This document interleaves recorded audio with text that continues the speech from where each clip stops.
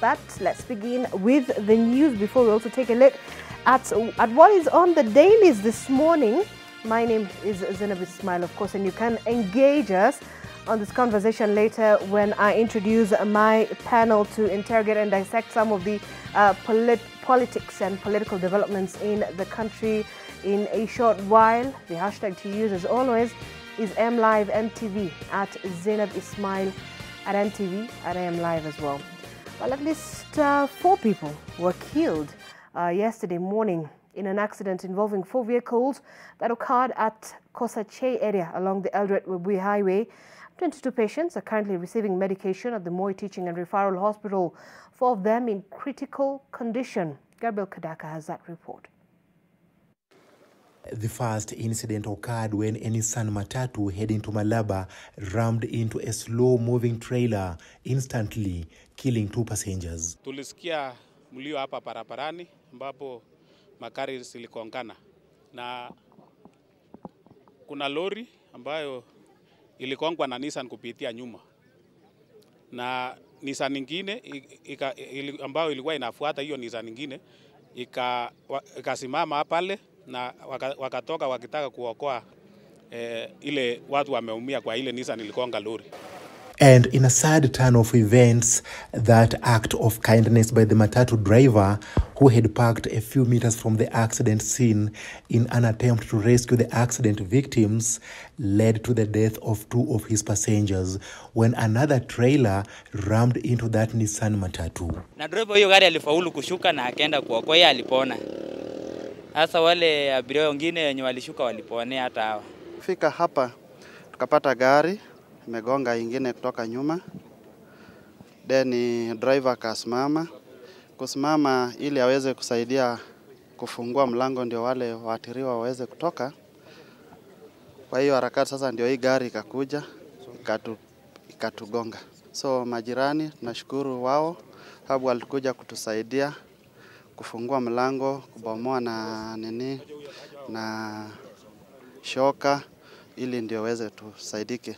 Tumepelekwa dispensary, pata matibabu kidogo, tukiongojea tuone kama mzigo zetu zenye zilikuwa ndani kama tunaweza iokoa.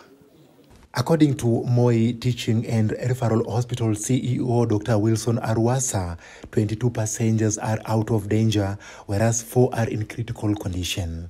Other passengers who sustained injuries were taken to Tarbo Sub-County Hospital, where they were discharged after getting treatment.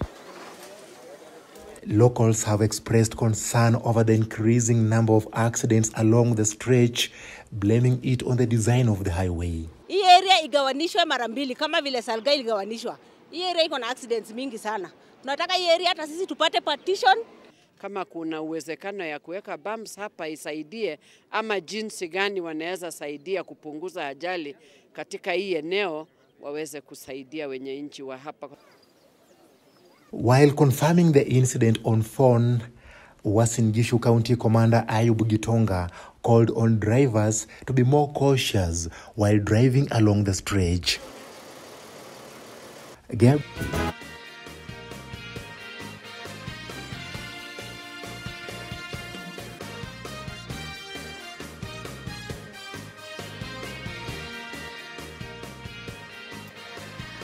All right, let's get right into politics now. And Deputy President William Ruto has confirmed that his administration will go for President Uhuru Kenyatta if he's found culpable of state capture.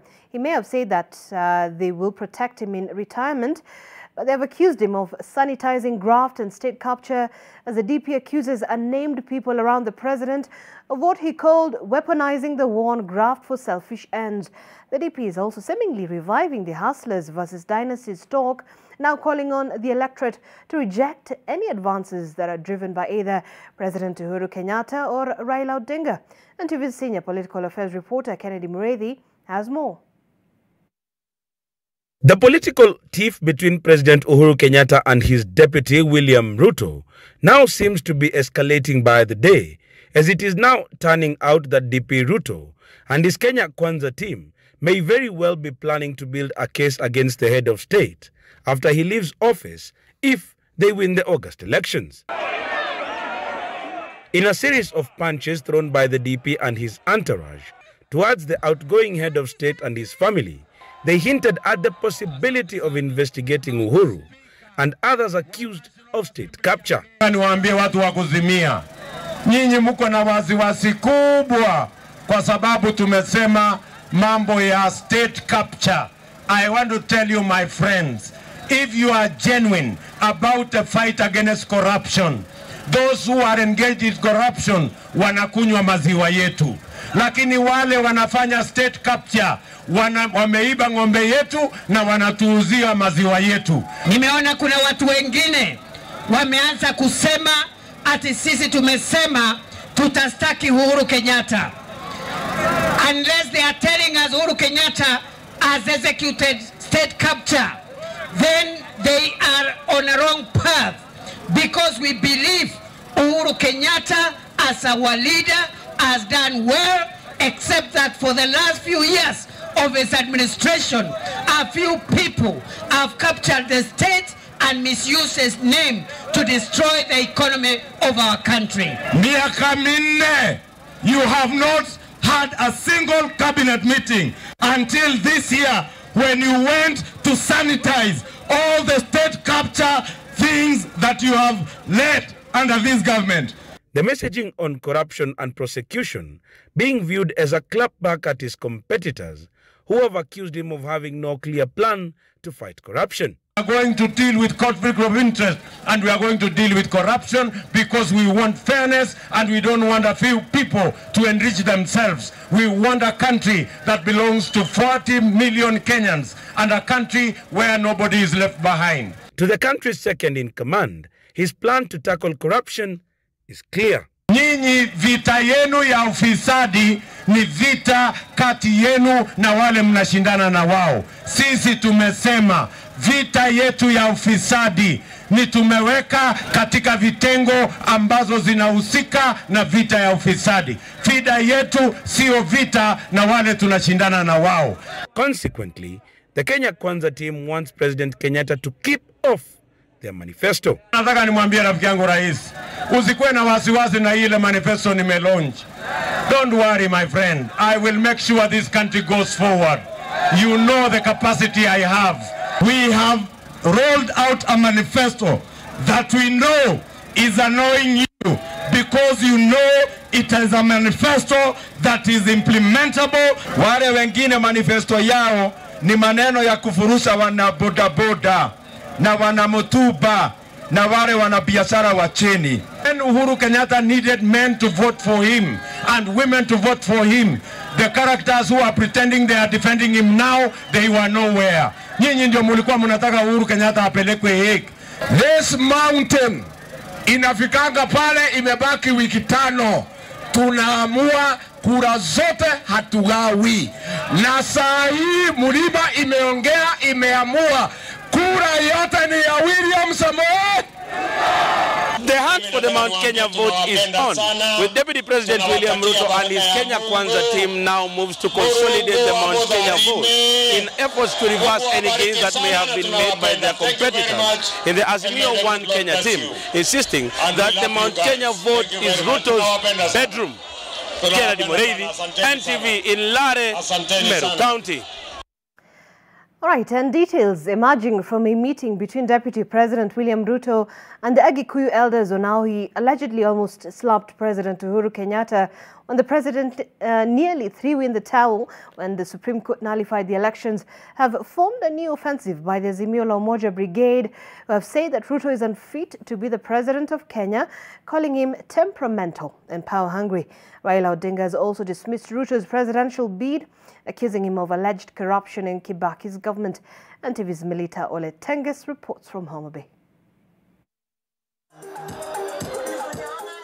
After a spirited 4-day campaign in his backyard, combing through Migori, Nyamira, Siaya and Homa Bay counties, the Azimio la Umoja presidential candidate Raila Odinga ended his campaigns today in Homa Bay County. His jam offensive coming against the backdrop of a detailed story by the Daily Nation, pitting Deputy President William Ruto against his boss, President Uhuru Kenyatta, after the 2017 elections, with Ruto quoted saying he was allegedly at the verge of slapping President Uhuru Kenyatta after the nullification of the presidential results that saw President Uhuru Kenyatta almost give up on a rerun. Raila allies calling on the electorate to reject a Ruto presidency by all means. Anasema urafiki yake ilizorota wakati baba alifanya handshake. Uongo mtu. Leo tumesoma 2017 alikuwa na nia ya kupiga Uhuru makofi. Si walikuwa wamekosana? Hii mambo ingine si ni udaku. Mtu ambaye anaweza piga president kofi. Unaweza chagua yeye. Yeye kama anaweza sema ati anaweza piga Uhuru kofi, atafanyia nini raia wa Kenya? Mtu ambaye wako na impunity mpaka anataka kupiga rais wa Kenya kofi jamani. Mimi ninataka kukushukuru baba. Kama si wewe kushikana na Uhuru Kenyatta, Uhuru mwenyewe angekuwa mahali baya sana. Just a day after accusing Deputy President William Ruto of allegedly giving the fight against corruption a wide berth in his manifesto, Azimio la Umoja leader Raila Odinga has upped the ante with claims that Deputy President William Ruto orchestrated a maize scandal as Minister of Agriculture under Kibaki's government. PricewaterhouseCoopers walifanya uchunguzi, ikadhihirika ya kwamba hiyo mahindi ilikuwa inauzwa chini ya amri ya waziri wa kilimo wakati ile. Ndio sababu mimi kama waziri mkuu nilimsimamisha Ruto kazi. I suspended him. Hii mnaweza kuelewa. Lakini bwana Kibaki alikuja akamhurumia yeye. Raila has stamped authority in his political turf on voting in ODM leaders in a 6-piece voting pattern that nearly caused a revolt in Nyanza last month, insisting that having a strong base will bolster his political influence in the Azimio la Umoja coalition. Kama mnataka baba aongoze nchi kwa njia mzuri bila wasiwasi, tafadhali mtume jeshi yake tena waende bunge mara ya pili. With the hot contest between former Nairobi Governor Evans Kidero and Homa Bay woman representative Gladys Wanga shaping up in the Homa Bay gubernatorial race, the ODM brigade has thrown its weight behind Gladys Wanga. The Azimio la Umoja presidential candidate Raila Odinga has rallied his political turf to vote for him to the last man in the August 9th general elections, even as his foot soldiers put their best foot forward in a vote hunt to solidify votes under the ODM umbrella. Melita Oletenges, NTV in Homa Bay County.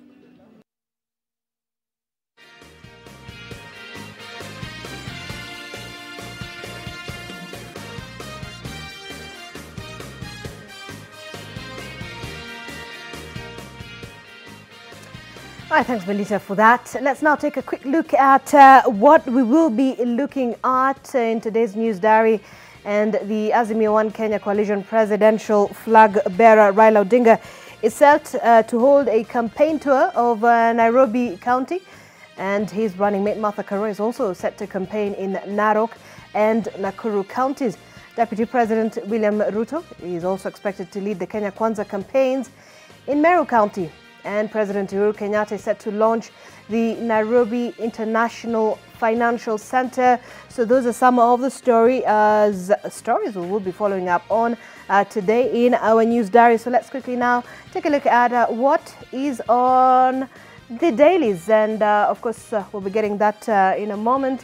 On the Daily Nation, of course, at the very top page, politics of unga. And with the price of a 2-kilogram pack of maize crossing the 200 mark for the first time in decades, and the cost of essential households, commodities rising by more than 50% in 6 months, the uncomfortable consequences of runaway inflation in an election year have become fodder for politicians. And of course, to dissect this issue a bit much more deeper is Alan Olingo, who is, of course, our news editor from the Daily Nation. Thank you. Good morning. How are you? Good morning, Zainab. How are you? Fine, thank you. What a quite a cold morning, I must say. But interesting report here. Politics of unga, taking a bit of a break from the heavy political headlines we've seen from the Daily Nation over the weekend. Yes. And on the second page of the Daily Nation, of course, this is actually a story we've done. It's on who will save Kenyans from the high cost of living. So just take us through what you captured in the story.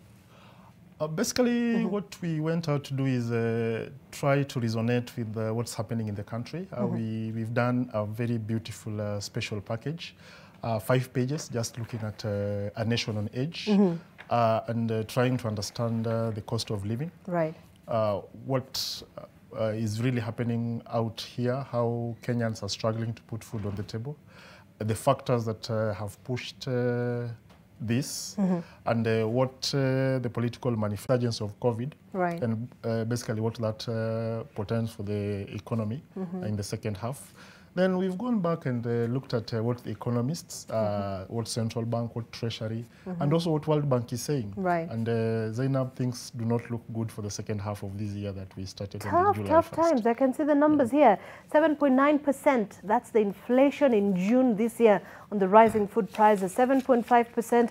The government setting up, the government set ceiling for inflation, signaling a crisis in the country amid the rising cost of living. 58, that's the number of months that have passed since the country witnessed the record-setting inflation.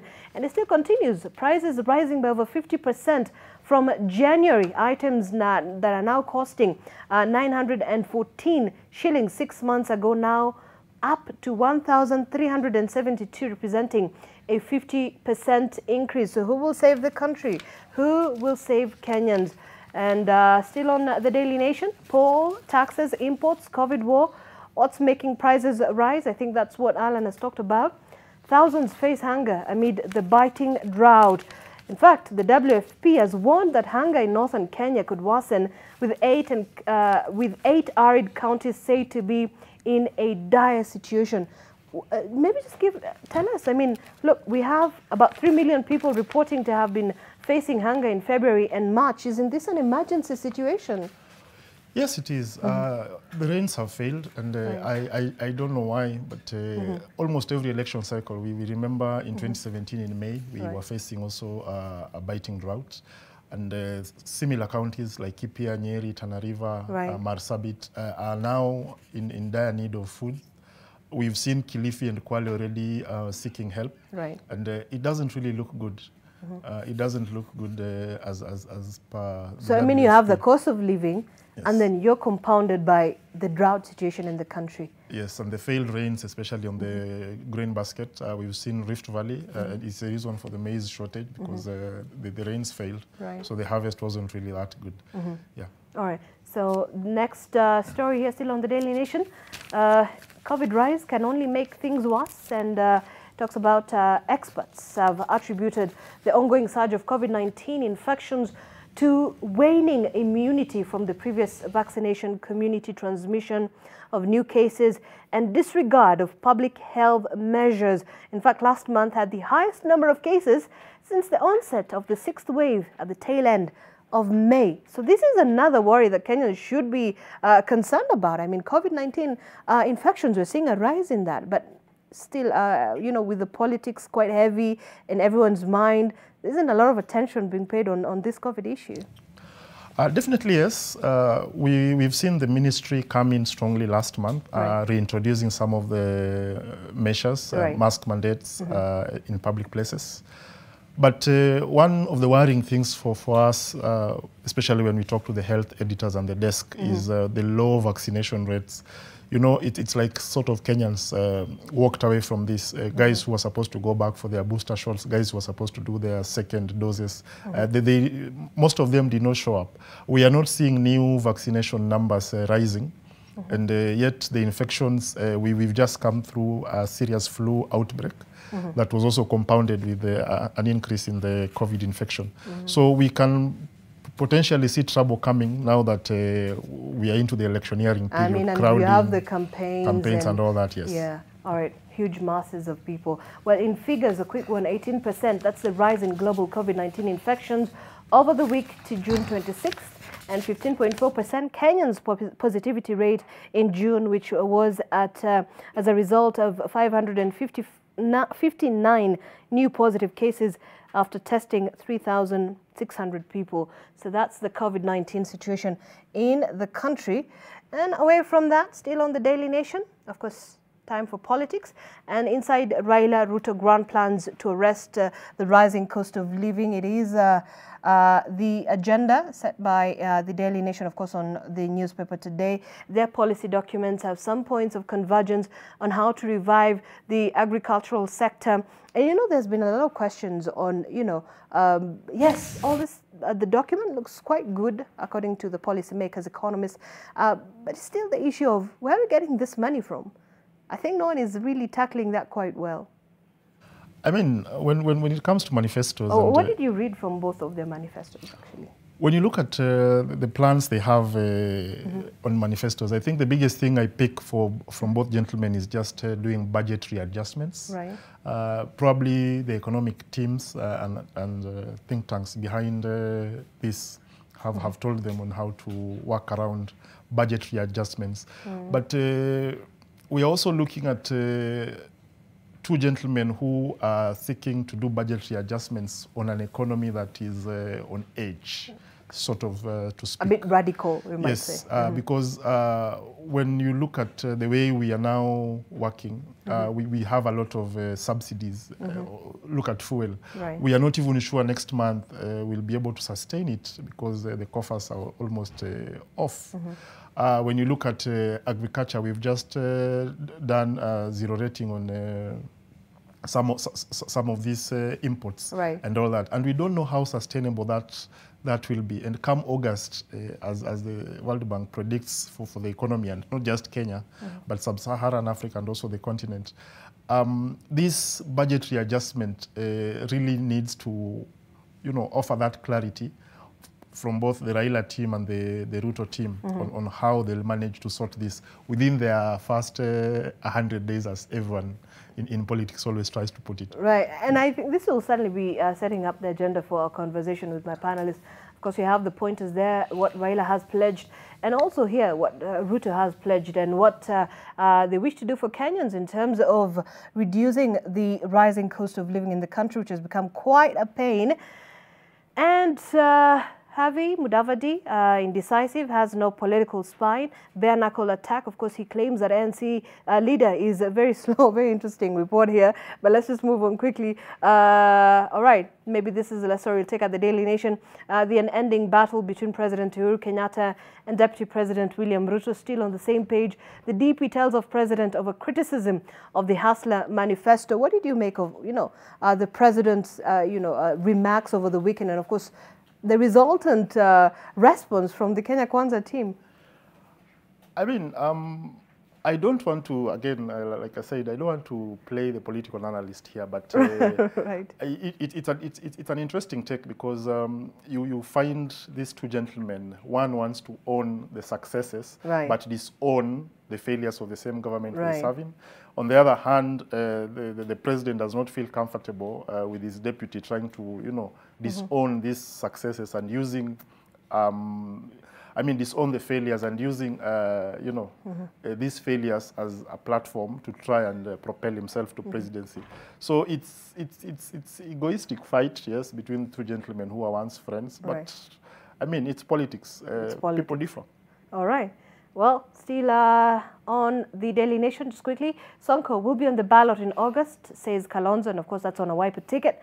Raila to Nyanza, turn out to vote if you want Azimio to win. And also on the Sakaja issue, petitioner in My Degree suit, a hired gun. Sakaja is saying the same. Well, let's just move on to another newspaper very quickly, Business Daily front page. Used car prices jump up to 30% in 3 months. Interesting. I mean, this is another issue here. As Kenyans face the cost of living, we still have automobiles. Cost of the budget cars, such as Vitz, has hit 1.2 million as consumers appear to be balking at the prices. What do you make of this? I mean, it's an economic story, an interesting one. We know that the shilling has weakened against the dollar. There is also the scarcity of vehicles, especially used vehicles in Japan. And finally, the logistics within the shipping sector. You know, we have the rising shipping costs. all these. So there are many compounding. factors that yes, actually there are many contribute factors to that are beyond our control on all this. right, all right. And on the East African Congo crisis, Museveni and Uhuru step in. Uganda is worried that it could get embroiled in the tensions just months after ending its own 3-year border impasse with Rwanda. And on Taifa Leo, Raila akunja mkia. Well, kinara wa ODM alipanga kutekeleza mpango wa kuondoa waniaji dhaifu wa vyama tanzu vya muungano wake ili kuzidisha nafasi ya gombeaji wake. So now this is all about the internal politics within the Azimio One Kenya coalition. And away from that, maybe just also now look at the Standard. So on the front page of the Standard, it is Uhuru jibe at DP Ruto, sparks war of words. Frenemies, it says, in the mending war of words and ending war of words with his boss, Deputy President tells President Kenyatta to keep off politics and defends his manifesto as a solution to the country's problems. And inside the Standard, of course, just getting to at least the 4th page of the Standard, Church urges judiciary to prepare adequately for election petitions. This is an interesting, I think, have you read it, Alan? So it talks about the Kenya Conference of Catholic Bishops calling on the judiciary to prepare to handle cases arising from the election process. Interesting advice. Yes, it is. And interestingly, when you look at the state agencies that handle election-related matters, from IEBC as the referee in these elections, a recent report by ILOG actually put judiciary at a very good place in terms of preparations. We've seen judges all the way from the High Court to the highest court having been trained already on election-related matters. Right. So I think judiciary sits at a very good spot right now as compared to the other state agencies in terms of election preparations. Okay, fantastic. And on the 6th page of the Standard, Ruto to Uhuru, I don't need your support to send Raila back home. The Deputy President promises his government will account for all resources, says he will easily trounce Raila in the August 9th polls. I think you saw on our report earlier on, you have the Deputy President speaking about, President Uhuru Kenyatta in Kenyatta's involvement in the election. What do you make of, Uhuru's remarks in terms of, the election? Some say this would hurt Raila's chances in the election. Not analyze politically, but when you look at the way Uhuru has done it, he's not come out directly, especially in the last few weeks, to say, hey, it is Raila that I am campaigning for. But again, you look at the way the DP Ruto and team are also trying to tackle the Uhuru factor in the elections. They are not taking him head on, because they really don't want to antagonize the boss and still being the president, because they know what that could potentially do within the mountain. Right. So as much as DP Ruto has been talking about this, he'll always say, hey, step aside, my competitor is the guy behind you, Mr. Odinga. He'll not take really Uhuru directly and say, hey, it's you I am trying to vote out through Mr. Odinga. All right, all right. And also still on the 13th page of the Standard, very quickly, race to the magic 8.5 million votes. So according to the numbers here, 17 million voters, that's the number of voters who may vote in the August 9th elections, going by at least the past trends out of the 22.1 million who are registered. 6.6 million amount of votes Deputy President William Ruto would need in Nyanza region if Nyanza region feeds into Raila Odinga's basket. Very interesting numbers. We will certainly be dissecting those numbers with my panel. And before I leave, it's prudent, at least take a look at what's on the Star. Fiery Uhuru-Ruto war could benefit Raila Odinga. Odinga allies line up in president's defense, warned DP against challenging his boss. So we'll ask the question, does it really benefit Raila Odinga? We will be coming back to that in a moment. Thank you so much, Alan, for making the time for us this morning. He's news editor at the Daily Nation. So we'll take a short break. When we come back, I'll be having my panel, and we'll certainly be interrogating all those issues in the political scene in the country. Stay with us. This is AM Live. The hashtag to use is AM Live and TV.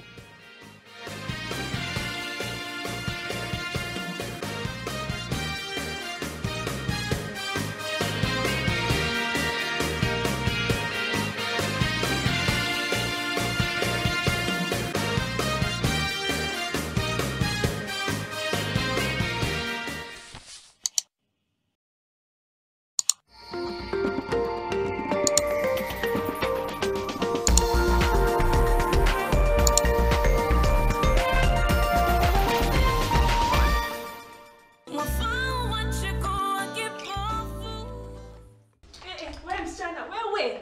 Yaani nimekutafuta huku kote. Gani ndio huko? Kila vizuri. Hizo ofisi. Mbaya, mbona umenifuata mpaka job? Sasa nilikuwa nikufe njaa na wewe uko job na sina kitu yote ya kukula. Hebu kwanza nipatie do. She will not be returning today. Why don't you believe me? Women, they don't always tell the truth. You have such a negative view of women, don't you? 5 minutes. Thank you. The Capital Markets Authority is the regulator responsible for supervising, licensing and monitoring the activities of market intermediaries. This include the Securities Exchange, the Central Depository and Settlement Corporation and all the other persons licensed under the Capital Markets Act. CMA works with intermediaries and stakeholders to create a conducive environment for raising the level of investor awareness by focusing on the importance of knowledge, saving attitude and the best practices for investment in the capital markets. We've since done a lot of those primary IPOs, corporate issuances, corporate bonds, private placements, any listings by introduction. We were the go-to investment banking and still are to date. CMA collaborates with strategic partners to provide accurate information on all aspects within the capital markets, including regulations which facilitates investors with safe investment opportunities. We have individuals who use collective investment schemes to set up emergency funds, save for projects, save for holidays, or even idle cash. Basically, collective investment schemes should be your default savings account. In line with one of its key strategies, CMA continues to support various capital rising products such as real estate investment trusts, bonds, as well as the various listing platforms, with emphasis on how investors and shareholders of listed companies are protected. The investments that we make are huge and very capital intensive. We have benefited by being able to bring in local third-party capital.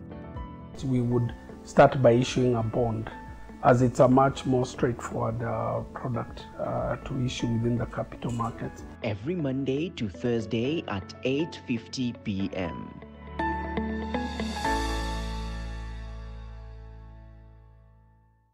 Grant, are you okay? Hey. Normally come kuni bail out. Ai, hata unajua singeza ku bail out. Ujinga ulifanya ndugu yangu. Unaongea mbaya. Na siongea mbaya. Naongea mbaya. Nisikuone tena pup. Get peace of mind and protect the ones you love with the power of Dettol Bar Soap.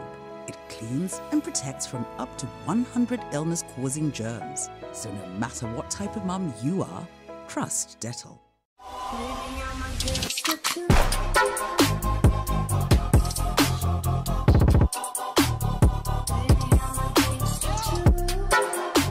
I'd like to thank all my fans, all out there, all my sponsors as well.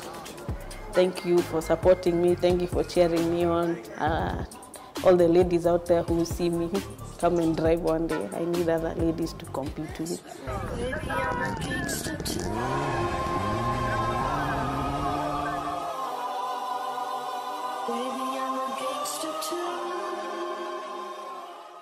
Grant, are you okay? Hey. Normally come kuni bail out. Ai, hata unajua singeza ku bail out. Ujinga ulifanya ndugu yangu. Unaongea mbaya. Na siongea mbaya. Naongea mbaya. Nisikuone tena pup. Dhima ya uongozi ni kubwa mno. Ni ule ambao nasema upuzi wa kisiasa. Si gavana wangu, nilisema niliibiwa kura. Kuna wale wanaoibeba barabara.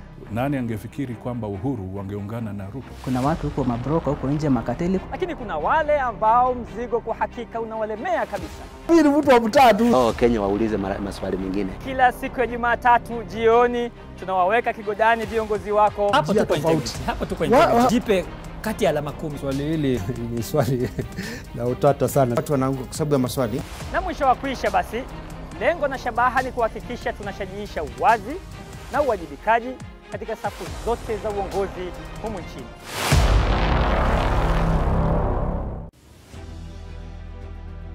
Kazi ile ninafanya zamani ilikuwa inalingana na mahitaji, but nowadays hailingani.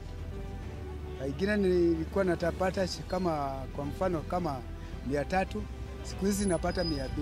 Miaka 3 iliyopita at least ilikuwa ungeza pata 500, 800, ungeza fanyia kazi, ungeza kusave kiasi, lakini sasa imekuwa moto.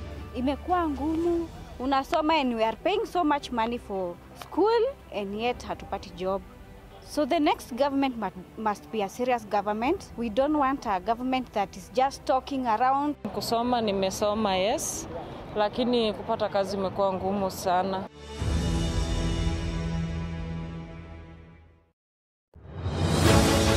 Our slogan is Kenya Kwanza. It is Kenya first, positions later. Politicians will promise you anything. Musalia goes into Kenya Kwisha and he doesn't say that he's going to get 30% government. He called us Kwisha. Kenya Kwisha. I called them Wakuzimia. This was a team that used to be called the Sky Team. And these guys were rolling in money. Now all of a sudden they are bottom up. It was deep state. Brother here is representative. He can tell you the think, other member. Okay, I don't know. Hang on. No, James. Let's be very clear. When deep state is the National Security Advisory Council. It is called NSAC. The Deputy President sits on that one.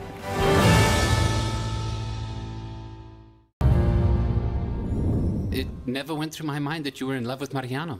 What I have heard is definitely true. Faces never show what the heart feels. Yes, it's true. I would like to take this opportunity to talk to both of you. Paula, I would like to apologize to you in front of Federico. Apologize? What do you have to apologize for? Yes, because I pursued him even though I knew he was married.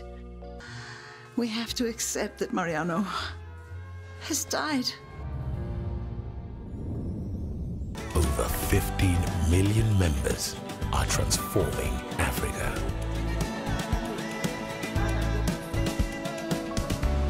Equity. Karibu member.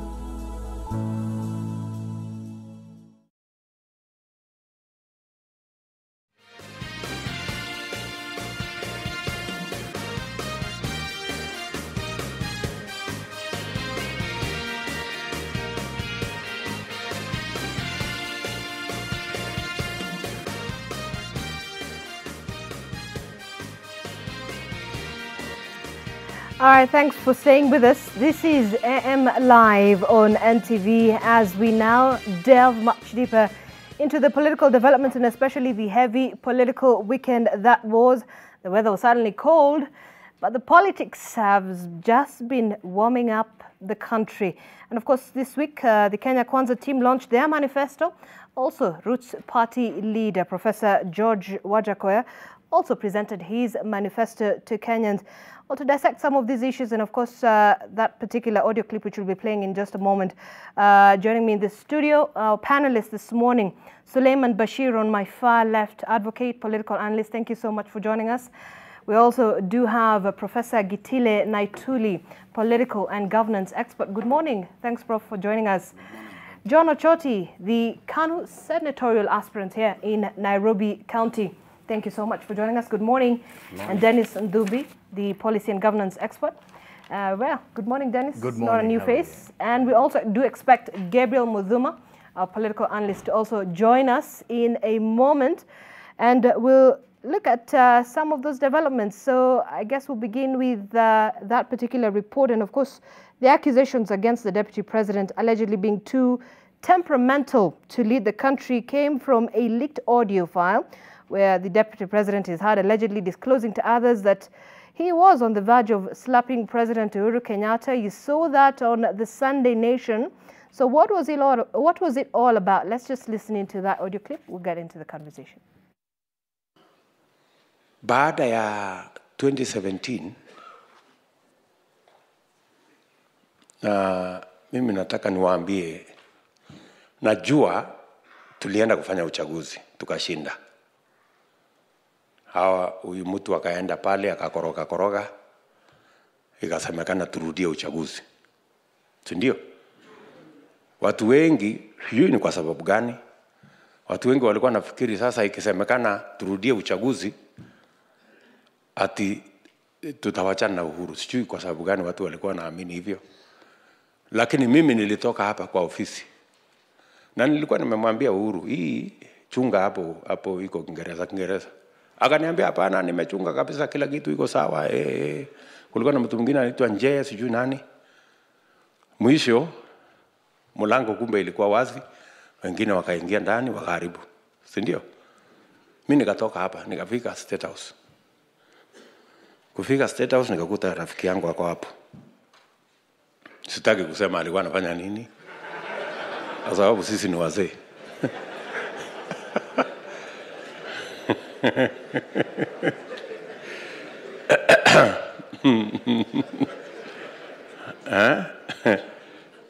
So ndio huyo sasa hii maneno sijui nini, mimi sitaki mimi nataka kwenda Ichaweri, wewe sijui sasa mimi sitaki, wacha tuachane na hii kitu. Mimi nikamwangalia, nikamwambia wewe, ni vile tu nilikuwa na heshima, ningemchapa kofi. Ati sisi tuache, ati tutoke hapa.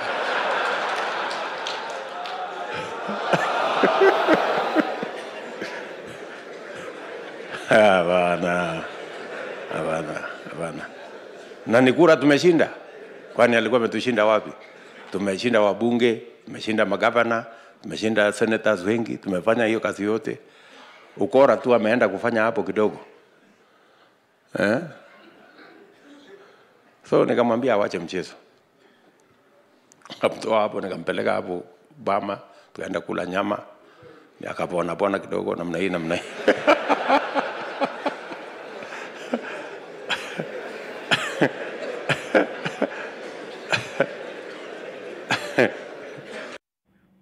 So that's a section of the clip that was leaked, and it has certainly created the fodder, the political fodder, especially for the Azimio team, who've said the Deputy President's remarks on that particular clip was quite of painting a picture of a leader who's quite temperamental.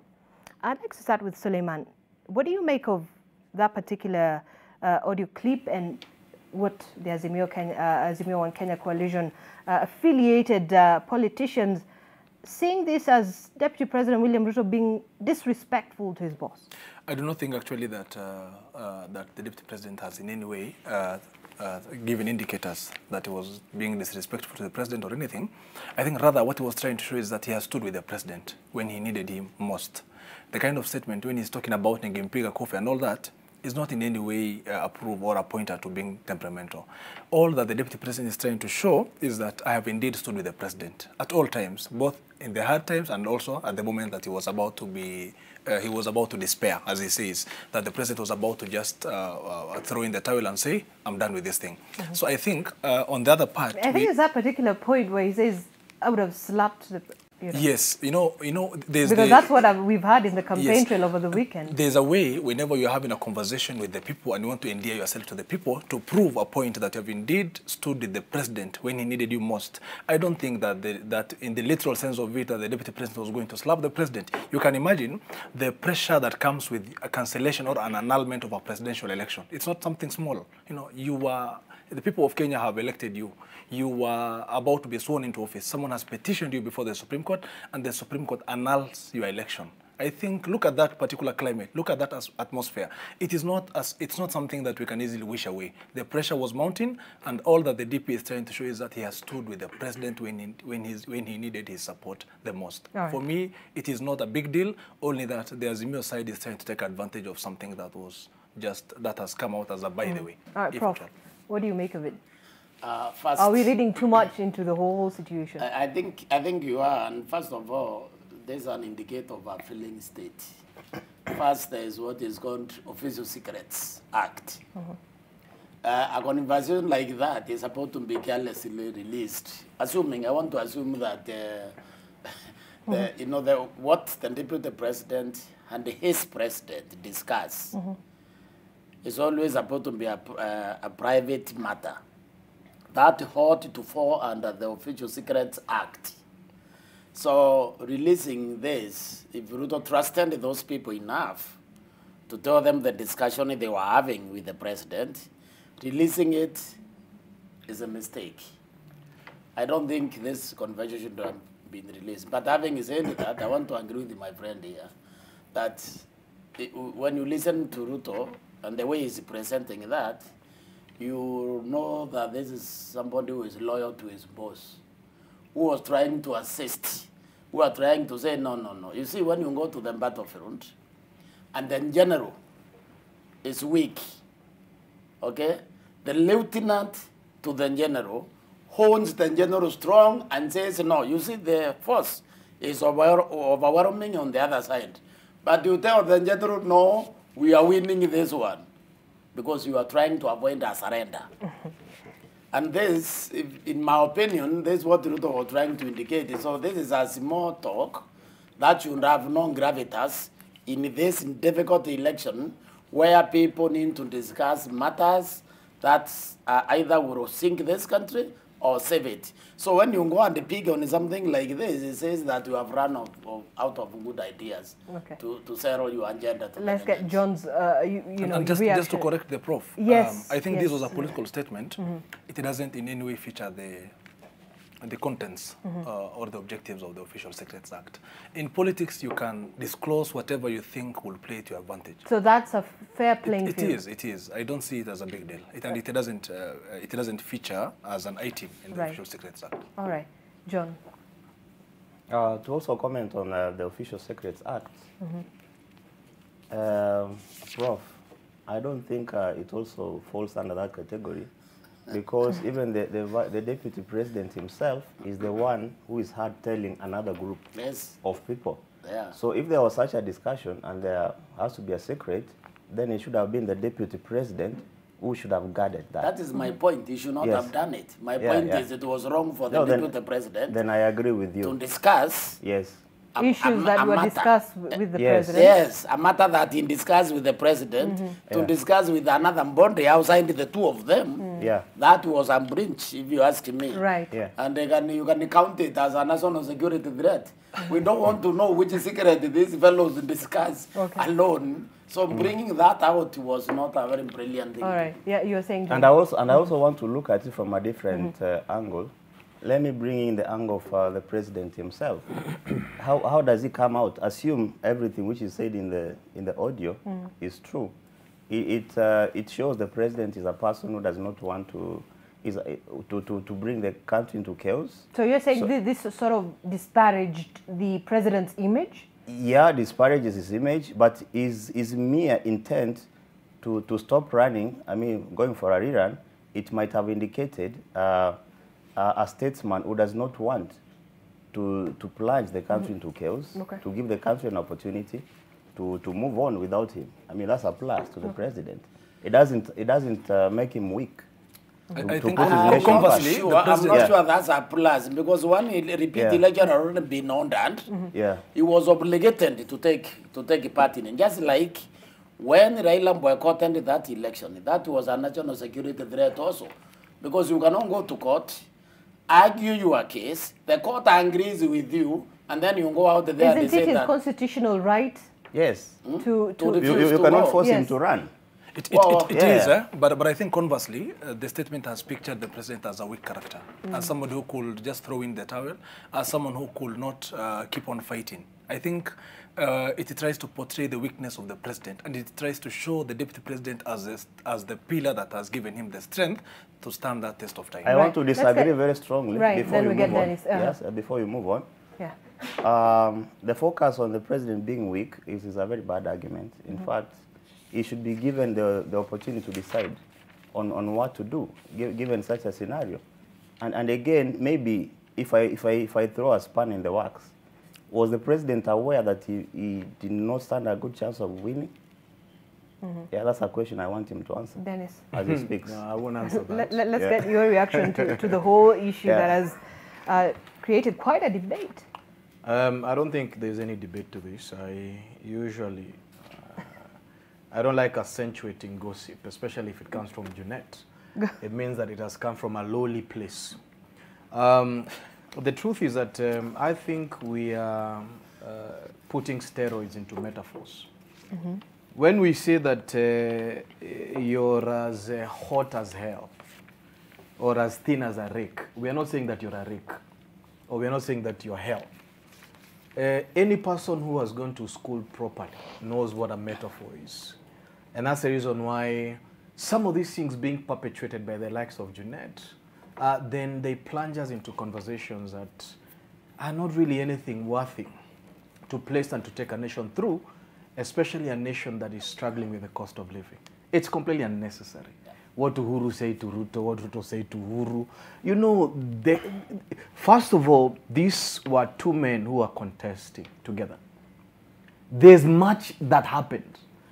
If anybody was to tell on the nakedness of Raila, surely, is that the concern of the country? How Raila behaves, what I told him when he came out of the shower, what I said when he did, no. However, so you're saying these particular remarks that have certainly it's a been metaphor. You widely? know, this is English language. Even I'm sure the Englishmen are laughing at us. When you say, if I didn't have respect for Uhuru, I would have slapped him. It's a metaphor. Right, right. First of all, it indicates that Ruto has respect for Uhuru, period. That's why it stops. Okay. Number two, it means that the disposure that the president had wounded Ruto. He was like, no, we have to move forward. We have to challenge this. Get up, clean up yourself. We are in a war. Number two, it means that the success and the functioning force of Uhuru was Ruto. Period. It means that the man who really used to encourage President Uhuru to win, to get up, to continuously fight, was Ruto. That's the reason, and so Ruto is justified. In fact, I believe for sure that the R in Azimio is Ruto, because the agenda has been Ruto continuously.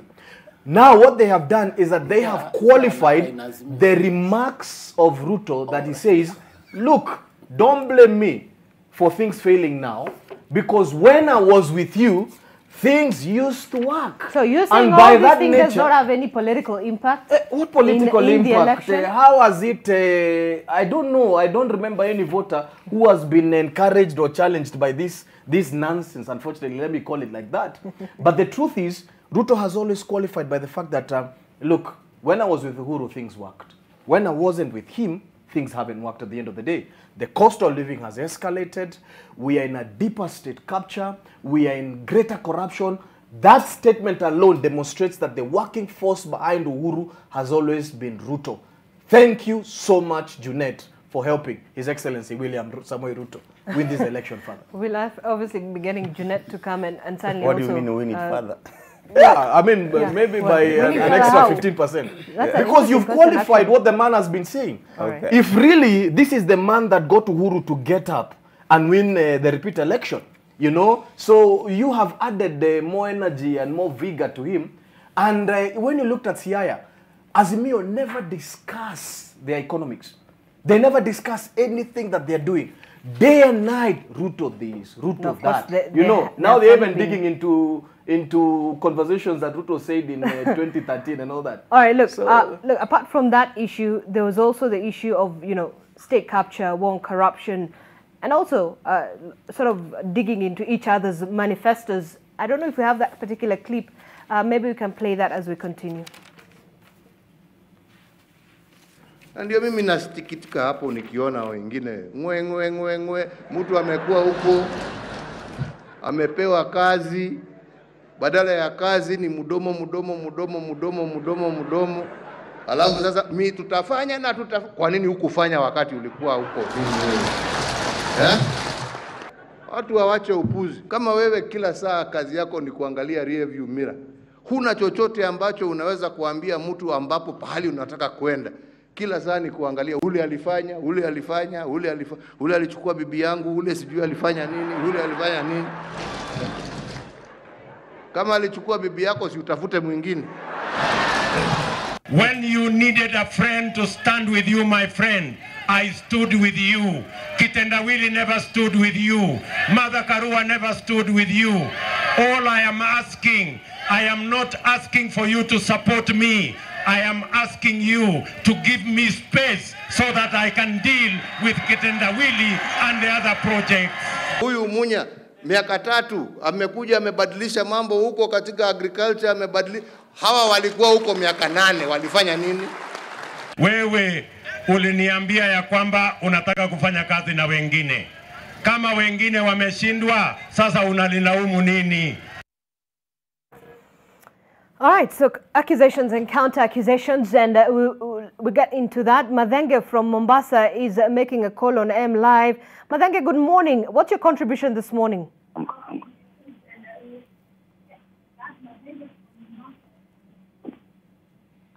Do we have him? Do you have Madhenge? Good morning, habari yako? We can't hear him. I hope we can get his voice. Madhenge, good morning. Good morning, sana, habari? All right, so we'll get back to Madhenge in just a moment. He's a caller from Mombasa County. Suleiman, you've had what the president had to say. You've had what the deputy president had to say. I'd like to get your reaction on that as well. I think, you know, many Kenyans believe that this election, on paper, it is between Raila and Ruto. Right. But I think in the real-time politics of it, it's more of a contest between the sitting president and the deputy president, William Ruto. The two seems to be having the two seem to be having a lot of political differences, but I think on the part of the deputy, politics has no how do I put it, respect, or you don't expect that the promises shall be complied with. If a politician makes a promise to you with respect to seats, I think that is what the DP is forgetting, that he expected the president to back him this time round. But the president has and had every right to choose who he wanted.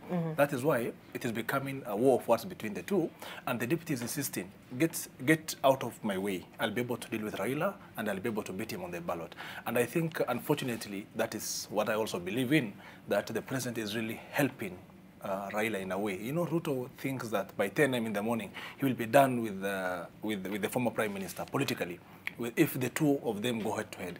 But again, converse, on the other part, there are believers that if the president did not back Raila openly, Raila would have had better or stronger impetus to face the deputy. Because, you know, the president comes with the weaknesses of his government. You know, the president comes with the anger of Kenyans. You know, the president comes with a lot of troubles that his regime has faced. The people of Kenya may not be so comfortable with his regime, and any candidate that he seeks to back might also end up having a bit of that wrath. And I think that wrath might fall on Honorable Raila Odinga, and that may play to his disadvantage.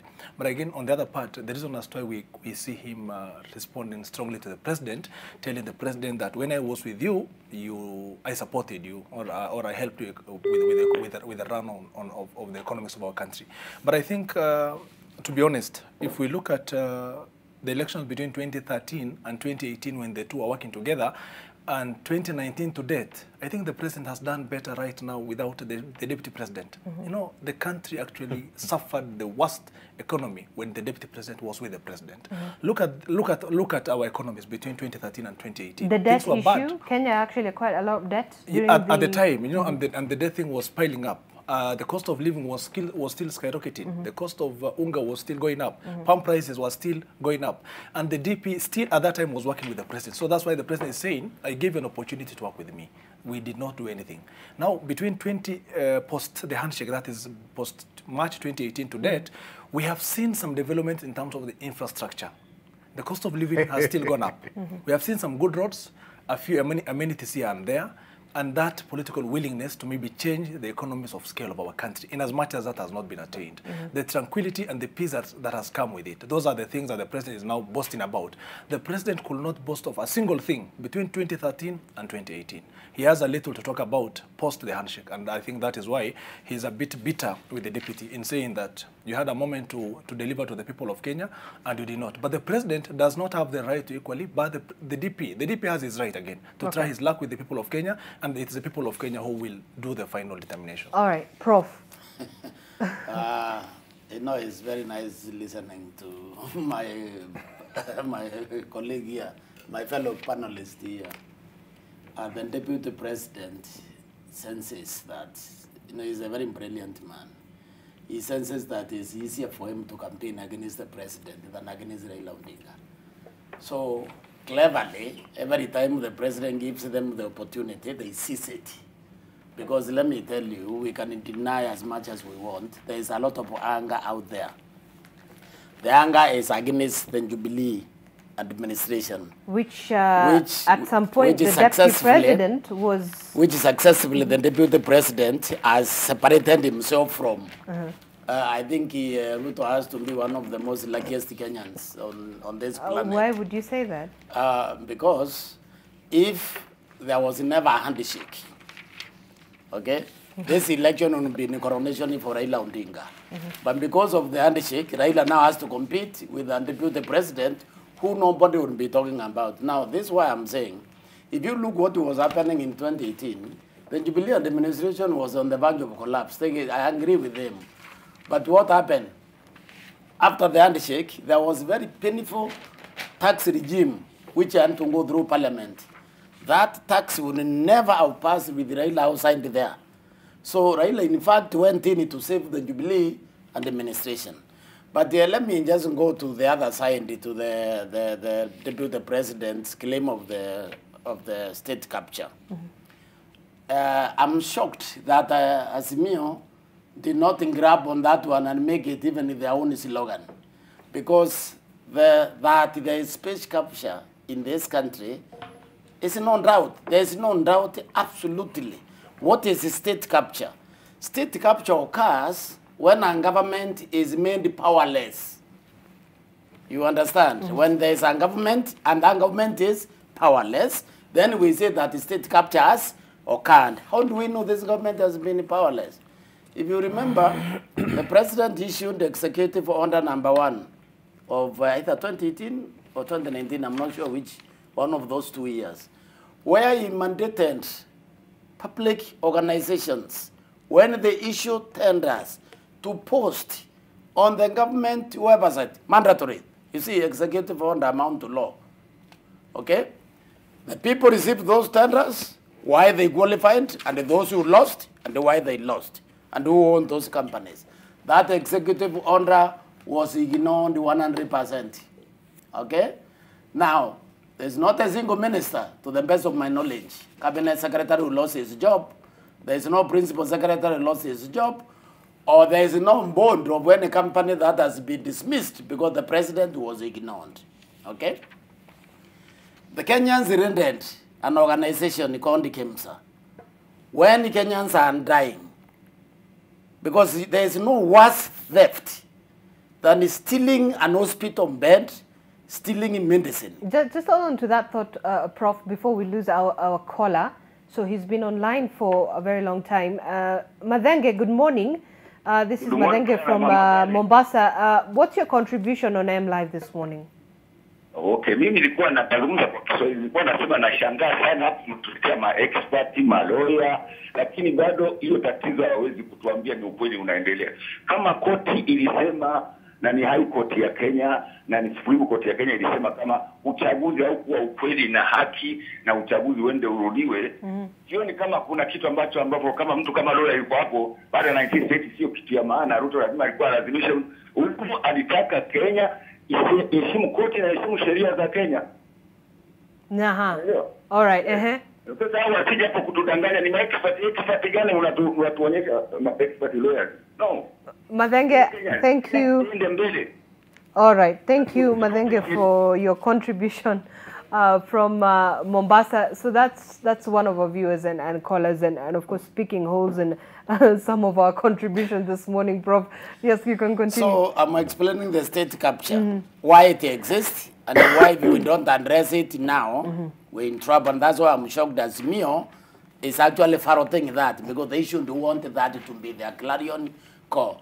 The president said that he asked the investigative agencies to give him a report on KEMSA billionaires within 21 days. How many years after today? That was ignored. Nobody has lost his job, no consequences. Meaning that this state is under hands of what, the former Chief Justice described the Kenyan economy as a gangster. economy. Bandit. So who does the corruption? Why an inquiry would actually be necessary? Who does the corruption? The government does the corruption, their relatives, and the people who support it. You and I cannot engage into that one and all land in jail the following day. So for me, it's a shock that the moment Ruto said that, Asimio should have said that what we are waiting for, and that is what we are going to do. All right. They did it. They have been attacking it. They've also given their side I of... cannot understand that. They've also talked and said they South will also Africa deal just with finished. South Africa just finished issues of corruption in the country. South Africa just finished an inquiry on state capture the other day. And the report, of course, is out because those fellows want from there to move without this idea of the state capture. So Kenya is in crossroads. We either address the issue of corruption now properly or we will collapse whether we like it or not. All right, let's have John on the same. Okay, going back to what the president said there from the clip that you played, there is back and forth between him and the deputy. Yes. And the argument is the president says, why didn't you do these things while you were with me? Or even now, why can't you do them? I would want to agree with the president in the sense that the deputy does not only have, even if he was denied access to the annex office, he was still the deputy president of the country, and he's still a party leader, or he leads a section of the party with a lot of MPs. So we also have the legislature, we have judiciary. What has William done? Has he brought any bills in parliament? Has he tried to push? When he says the cost of living has gone up, what has he done as a person? The MPs that walk around with him, Kina Ichung'wah and the rest, when this bill came to parliament, how did they vote? Which bill? Yeah, of the increasing the tax, yeah, on fuel, which you can say like was the source of the skyrocketing. That time they were together with the president. So Ichung'wah was a part of the president. They were together. They are not separated. And now subsequently, I'm saying, since then, since the time that he says the handshake happened, what has he done with his troops in parliament? What has he done with access to the judiciary? Has he tried to stop some unlawful legislation or some legislation which is anti, yeah? Give examples. Maybe, yeah. So Dennis, how he has used access to the judiciary and the legislature to push his agenda. Because he still has, as a leader, as a national leader, he could have still had an impact. Okay. So some say, and this is a conversation I think we've had on different panels, is there's the whole issue comes out that Deputy President William Ruto says, look, I only am going to take the successes. Yes, exactly. You know, credit to the successes of the Jubilee government, and don't ask me about the failures. Please answer it very well. Answer that one very well. I will relax, brother. First of all, allow me to answer on some misconceptions my colleague has purported. And I think the data and the details are there. When we took from Kibaki, the public debt was at 1.8 trillion.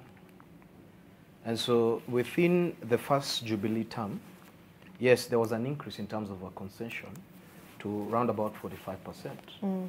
But what we see from 2017 to now is a jump from 45% to 61%. When the first term of Jubilee, my brother, World Bank never flagged Kenya as being in debt distress. That one has happened from 2019, from 2017 to currently. World Bank has flagged us as being in debt distress, to the point that we have actually defaulted on some of our payments. So I don't agree with you that we did well with better with debt than we are now. Also, it's shocking to hear that the government currently is doing better than it was doing in 2013 to 2017, when all Kenyans are feeling the pinch of the cost of living. Sincerely speaking, I think as a country, we are doing worse now. We saw the disposure of the government in during the pandemic, the KEMSA billionaires. If you're talking about the first term, one of the misconceptions and misses that the president did was clobber Kenyans twice with Eurobond 1 and Eurobond 2. But when you look at the second term, The corruption index from Transparency International and the scandals have multiplied. You have KEMSA, you have Pandora Papers, you have BBI, you have many, many issues, including the cost of living that is not being addressed. The Munya that the president is referring to, that he has done a good job. When he came into that ministry, fertilizer subsidies, the fertilizer, whatever was doing well. Cost of maize was doing well. Everything else was doing well. Now, we are looking at 300% increase on those commodities. The question of farm inputs. So you wonder why is the president congratulating one of his ministries that is a complete failure and an injury to Kenyans? But you can now, but at least you can look at the issue, external factors that have at least contributed to the cost of living. You know, like the COVID-19 pandemic, you have the Ukraine-Russia war, by the way, which the Kenya Kwanza team says I want to, let me address. On the anger issue, I want to say something. You realize that for a period of about, after the Jamhuri Day celebration, the president has been a bit calm. What has angered the president is the containment of page 61 of the Kenya Kwanza manifesto, state capture. The fact that within 30 days of Ruto being sworn in, and I believe that he'll be sworn in, I'll invite you and my colleagues to the swearing-in ceremony. The truth is that after 30 days of him being sworn in, we will have a quasi-judicial public hearing. That is why Azimio has come out guns blazing. That is the reason why the president is extremely upset. The president, in his wildest imaginations, based on where he sits, based on where he sits as an autocrat, from where he sits as somebody who has perpetrated state capture, and he cannot imagine Kenyans overloading standards before you go too far on the misdeeds that he has done at the end of the day. So it is the state capture concept that has exponentially angered the president. The president knows that he removed his deputy from functions. So how can you shoot yourself on the foot on something that you've done? But state capture, 30 days after Ruto being sworn in, there will be a public hearing. Let's have John then quickly. Suleiman. Let's have Suleiman then John. First, I'd like to advise you some statistics. Very quickly, Prof. Very quickly. So that we all get fair time. Yes, Kibaki left us with 1.8 trillion. The former president, that is Kenyatta, he left us with 630 billion. Kenyatta no, 1.17 billion. 680 is Moi. 680 is Moi, yes. And then 1 point. Now, this is where you realize the country is in serious danger. We are borrowing 2.5 billion in daily, but we are also paying 2.4 billion daily. Okay? So what does that tell you about the manifesto of both the Azimio and Azimio and the Kenya Kwanza? It gives a very interesting story. It is basically telling you that they are both trying to reorganize furniture in a house on fire. And that basically means nothing. All right. By the leader of Azimio, technically. But I think it's good to be fair. Every single time that the government of the day is or was thinking of going for more debts, that had to get a parliamentary approval. Right. And we know who was boasting of commanding a good number of members of parliament in both levels of houses. And I think it was really crucial for our parliamentarians to have acted reasonably and rationally. It's in the hazard to ensure that they tried. To ensure, it's good to be fair. Don't argue like that. Yeah. To ensure that we should not have gotten to that point. But again, as a country, why do we keep on borrowing and borrowing? It's because of our low productivity. The manufacturing industry is not doing well, and that is what the DP and Honorable Raila Odinga have both espoused in their manifestos. They are trying to say we need to invest more in industrialization. We need to harness and enhance our agricultural productivity. That is why in this election, I think I will differ with Kenya Kwanza. With respect to this 30-day issue of saying that we want to establish a quasi-judicial body to handle state capture and all that, we need to do two things. First thing, focus on how to revitalize the economy. That is the first conversation that we need to have as a country. So. The second thing is, which again Kenya Kwanza has again talked about, is about governance. When you talk about governance, do not so much focus on individuals. Give the necessary institutions independence.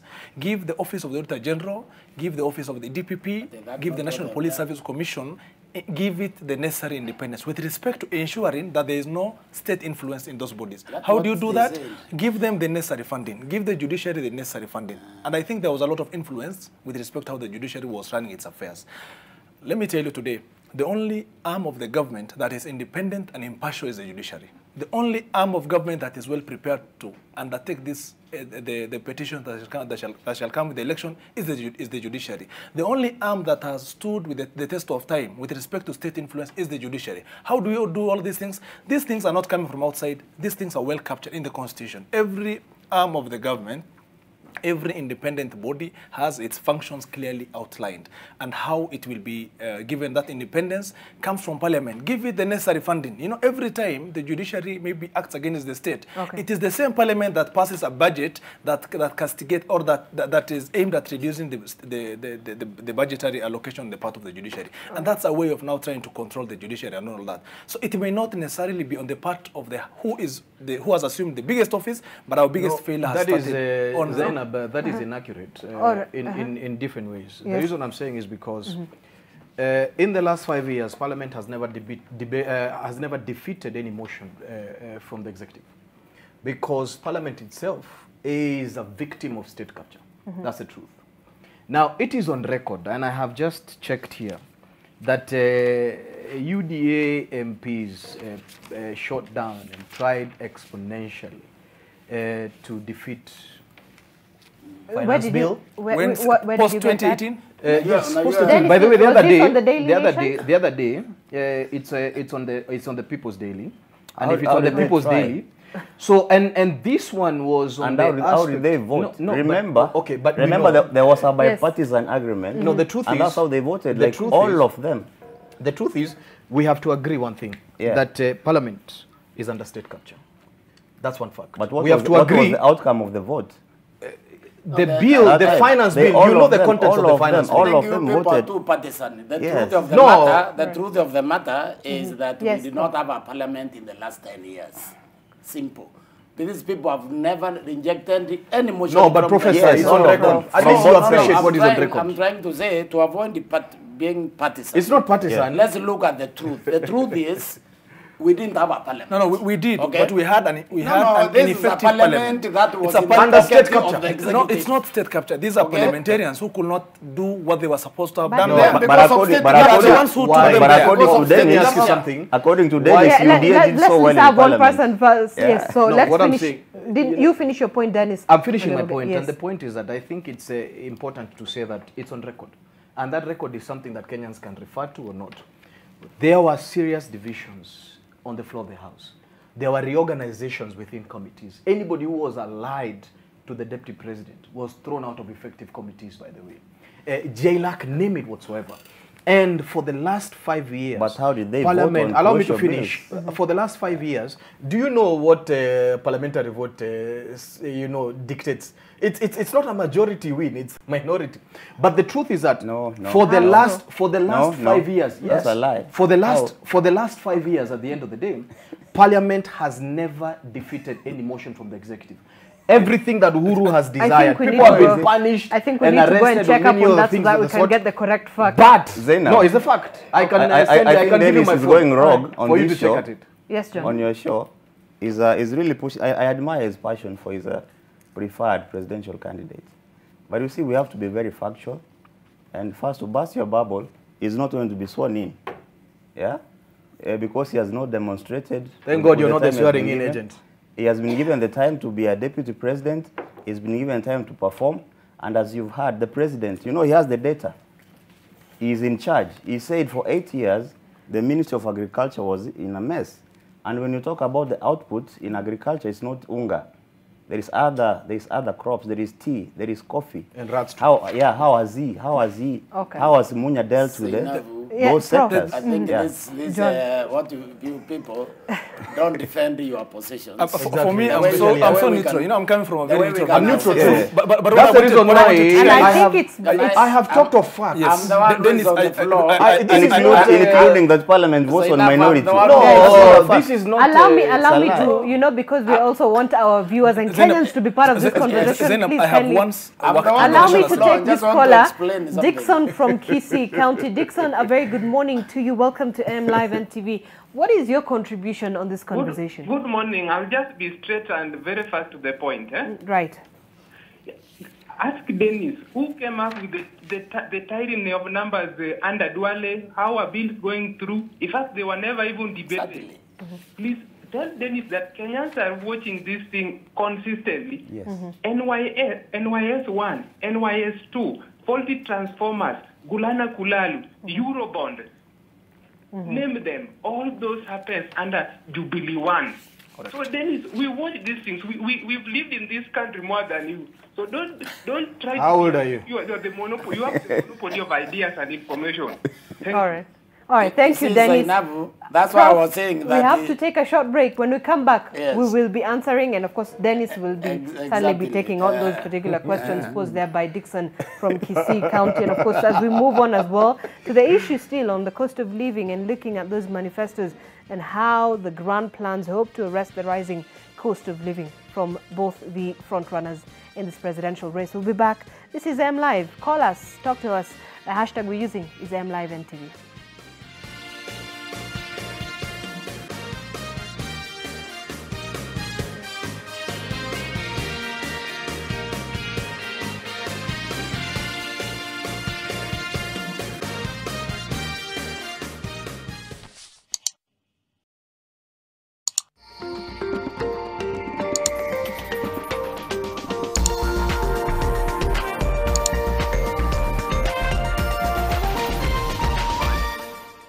The Communications Authority of Kenya, CA, regulates the broadcasting industry, promoting development of local content and ensuring responsible use of broadcasting platforms for national good. The Communications Authority of Kenya, opening your world.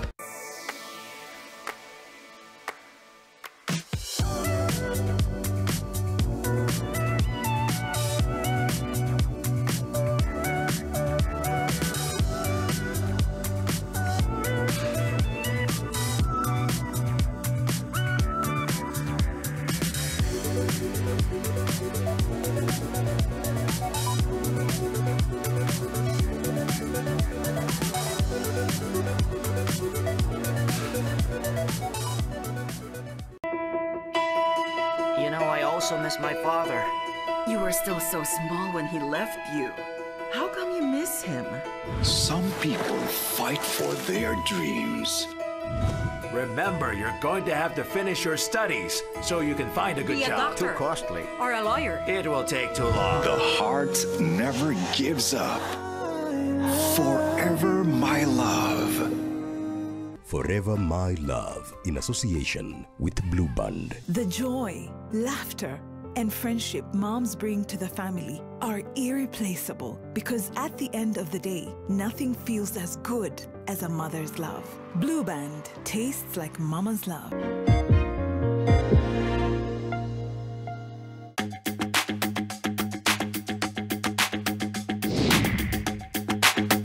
Persons with disabilities continue to experience restricted access to financial services. We are in Tanzania to assess the situation.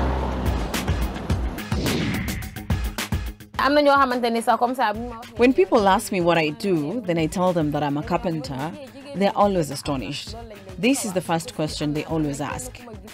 If it exists, and am I the only one who practices it?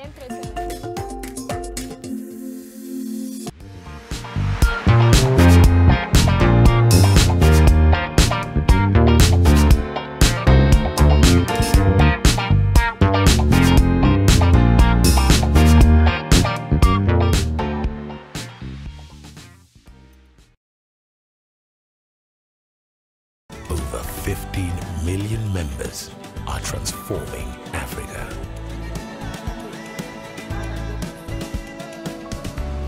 Equity, Karibu member.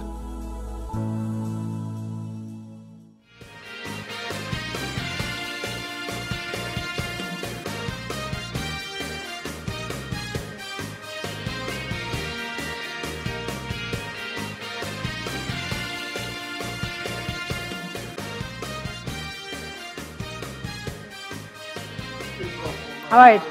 Thanks for staying with us. This is AM Live, and of course, a very interesting conversation. Once again, Suleiman Bashir, advocate, political analyst, Professor Gitile Naituli, political and governance expert, John Ochoti, the senatorial aspirant under the KANU ticket here in Nairobi, and Dennis Ndombi, policy and governance expert. It is unfortunate we will not be having Gabriel Mudhuma, a political analyst. He says he will not be able to make it for this conversation this morning. And of course, that's a bit sad. John, I think you're left alone on this side. However, right. I'll fight. I'm with him. I'm with him too. They call me Simba Wakanairo, so I'm up to the task. I'm with him too. I'll fight them. All right. So look, the issue, and I'm seeing a lot of feedback and reactions from Kenyans talking about the rising cost of living, and we're going to get back to still that conversation there on Parliament and the numbers. But one important thing to note on the newspaper, that is the Daily Nation, and it captures key highlights of the manifestos both from Raila Odinga and Deputy President William Ruto. On Raila's side, it talks about improving access to affordable inputs such as seeds, fertilizer and chemicals, implementing the minimum guarantee returns to farmers, eliminating post-harvest losses, promote agro-processing and value addition, improve and expand market accessibility. He's talking about the budget adjustment to continue with subsidies for fuel, investing in the mechanization, digitization and application of science. On Ruto's side, we have the increasing production only requires addressing the cost, quality and access of inputs, increase the supply of quality seeds, including hybrid and high-yielding varieties. He's talking about providing adequate, affordable working capital to farmers, and maybe just lastly, reducing dependence on basic food imports by 30%. So we're seeing there's, the points of convergence on how both these particular point plans have on the revival of the agricultural sector to sort of address the issue of cost of living. Prof, I'll get to you and there. The two front runners are certainly promising, an urgent review of the price of, basic commodities within their first 100 days in office. Do you think, honestly, this is achievable? I don't think so. And I'll tell you the reason why I think it's not achievable. Remember, we are borrowing 2.5 billion in daily, and they're paying 2.4 billion daily. So what is the margin there that they can go into fixing this? This, what I said, is these both manifestos amount to reorganizing furniture inside a house which is already on fire. That house is on fire on 3 levels. It's on the fire on the corruption corner. It's on the fire on unsustainable debt. And it's on fire on impunity. Unless you address those 3 together and immediately. And this is why I'm saying Azimio need to grab Ruto's proposal for a commission of inquiry on state capture and run with it. Unless you do that, all these are just promises. That is, they are just that, promises. They are not achievable. All right. Before I get to Dennis, John, I also want to get your immediate observation and analysis on this particular issue. Can either team, without being biased, be able to achieve this? Because Kenyans, that is the main point of concern for most Kenyans in this country, the rising cost of living. It's a tall order. The only way they can be able to achieve, either side can be able to achieve, is if they review the tax regime. For example, they say the zero rate, maybe certain products like consumables, especially food commodities, because that's where it hurts the most. Even as I'm going around campaigning in the informal settlement areas, people are really feeling the pinch, the pain of the cost of living. But it's not achievable without reviewing the reasons why we spend so much on this. In terms of the manifesto, according to what Professor is saying, that these are mere proposals, it's fine. These are blueprints for either side, like saying, given a chance, this is what we will do when we are in office. I've looked at both sides. I'm looking on the Daily Nation on the first page. This is where they are doing the comparison between what Ruto is saying about this and what Raila is saying about the same. What both of them are missing is the participation of the large workforce, potential workforce, who are the youth, who can work on agriculture. And there are a lot of arable land that we have or we can put into use in this country. So that we end up with a situation where we are producing more and we can even have surplus to export. But right now we have a situation where we have a lot of young people who are jobless. The cost of living is so high. And all these young people, most of them love ugali. Yeah? So we have a situation where we cannot solve this problem within 100 days. We have to be sincere. We have to give ourselves a fair time frame. And we have to be serious. We are both affected. There's no an Azimio hunger or a Kenya Kwanza hunger. Njaa ni njaa. Okay. So we have to look at these issues very objectively. All right, Dennis, as you continue to Thank you very much. Pick on the manifesto. Sincerely speaking, the Kenya Kwanza manifesto on turning around the economy as quickly as possible in several trenches. Number one, quick wins, short-term, medium-term, and long-term. Between quick wins, short-term, and medium, you're looking at 2 years. And then from short-term to long-term, you're looking at the balance of the 3rd to the 5th year. And there are specifics, including supplying money to the bottom of the pyramid. Now, Kenya Kwanza appreciates that 2/3 of the Kenyan population derive their incomes from agriculture. Kenya Kwanza appreciates the fact that there's a wrestling match between the farmer and the consumer. The farmer wants more money, the consumer wants to pay less at the end of the day. Kenya Kwanza appreciates the fact that for you to medicate the cost of living, you have to look at agriculture productivity. You have to look at it at the end of the day. We realize that even within the farming community, we have 2 million farmers who are unable to feed themselves. What they do is that they have to farm to sell, and therefore, part of the communities today that are in the 10 counties that are in abject drought, and the 23 counties cumulatively that are struggling to raise food, is because subsistence farming has failed in this country, because the farmer has to sell to survive and to pay school fees and just basically that. So Kenya Kwanza deliberately wants to look at the aspect of productivity, and productivity from specifics, from dairy cows to many other things. Also, medicate the dependency of importing staple food.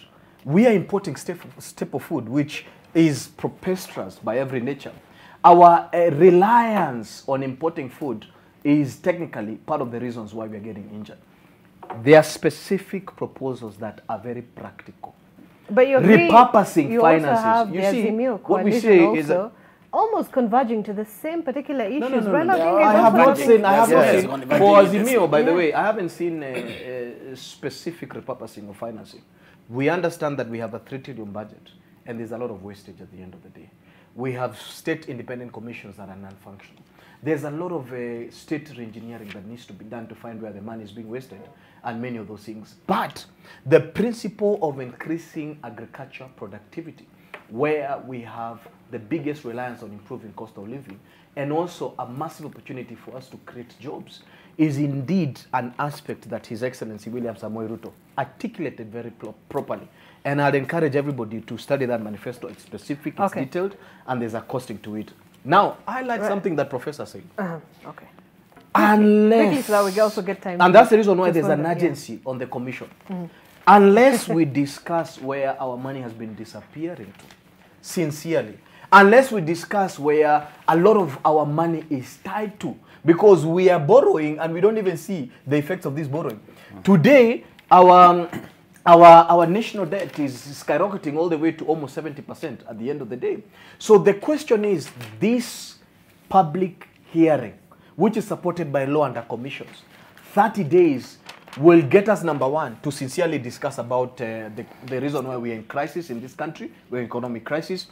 But what shocked us in Kenya Kwanza is why Azimio went to a defense mode, and not just defense mode, they did an error.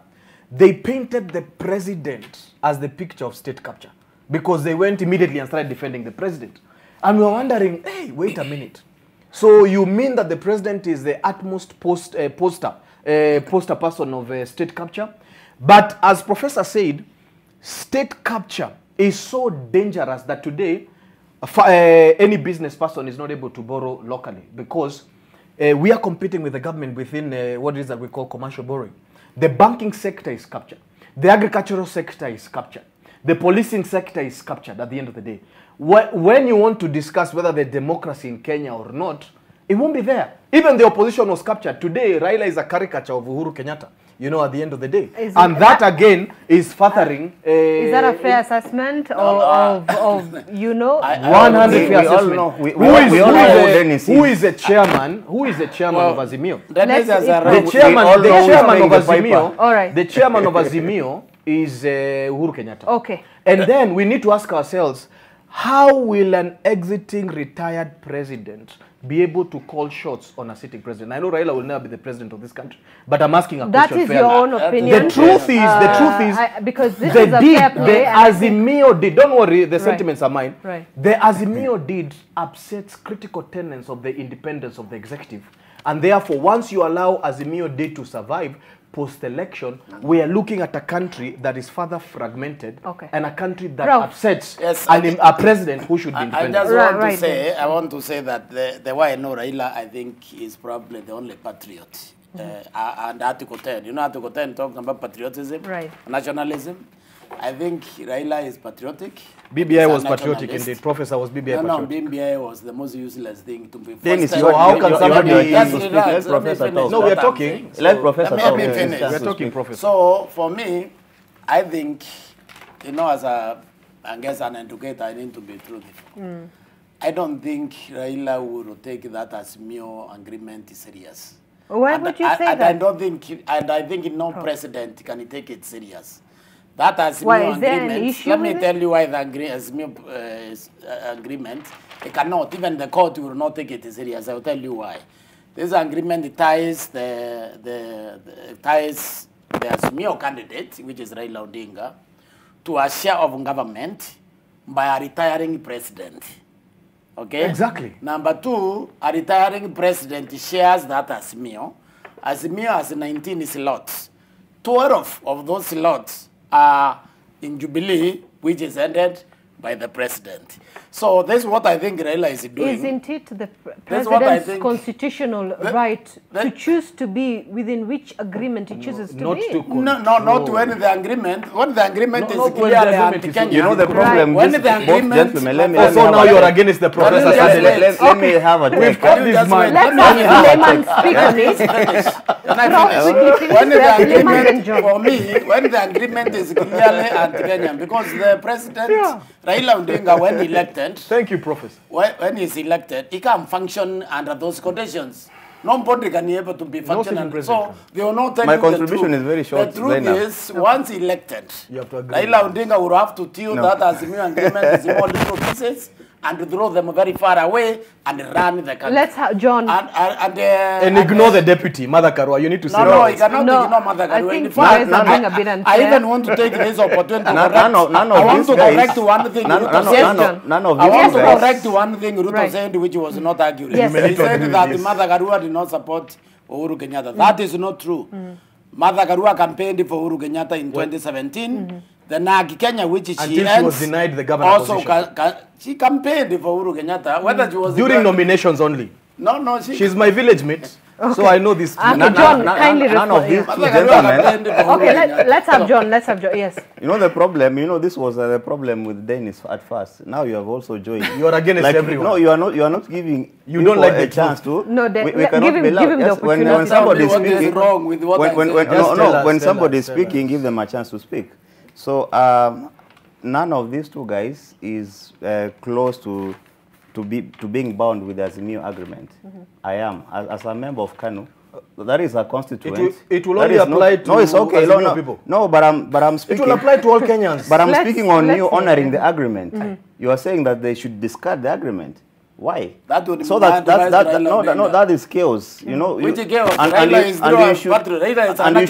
you should give him that advice Raila privately. is a national hero. Privately, okay. But my point is, I agree with. There's a question that Zainab you said. Doesn't the president have the right? Does he lose a right when he becomes president for 10 years? Does he lose a right of becoming a Kenyan and participating anymore?